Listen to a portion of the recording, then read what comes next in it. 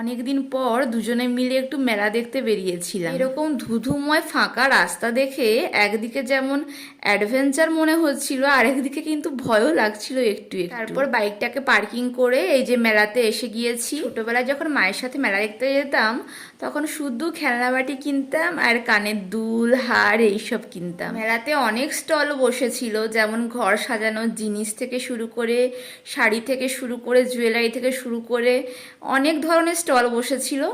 আর তার মধ্যে এই ওড়নাটা বেশ পছন্দ হয়েছিল, কিন্তু একটু দাম বেশি বলে তাই আর নিলাম না। আর তারপর শেষমেশ এই প্লেটগুলো নিয়েছিলাম, যেহেতু এখন সংসারী হয়ে গেছি তো তাই এই প্লেটগুলো নিয়েছিলাম। এই উড়িষ্যার কিন্তু বিখ্যাত খাবার হলো দই বড়া।